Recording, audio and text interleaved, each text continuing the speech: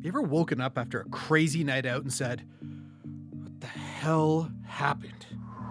Well, that was basically the first round of the Stanley Cup Playoffs.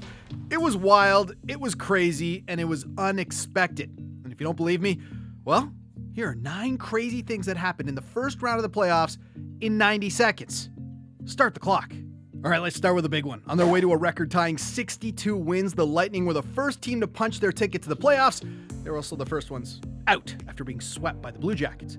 And speaking of those Blue Jackets, the odds of them actually sweeping Tampa were 50-1. Side note, Buster Douglas was 37-1 to beat Mike Tyson. And speaking of contenders heading to the Lynx, the Flames' top players pretty much disappeared. And for the first time in history, the top team in the East and the top team in the West went out in the first round. And I'm not done. For the first time in North American sports history, all of the division winners were gone in the first round. Okay, so what else happened? Well, Tomas Hertl said this. Now we have one more game and come back for Game 7, and I believe it because we're better team than them. Then did this. Shoots and scores! While shorthanded in overtime. Eat your heart out, Mark Messier. Then the Golden Knights had a 3-0 lead in the third period of Game 7 against the Sharks. 1 bad major penalty call, 4 power play goals, and 1 OT winner later, and Vegas crapped out.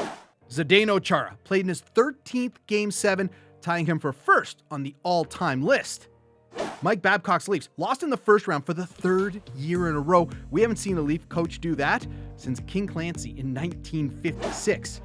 And finally, Mr. Game 7 himself, Justin Williams, picked up an overtime assist for the Canes for his 15th Game 7 point, extending his own record and helping Carolina knock out the defending champs. Bring on the second round.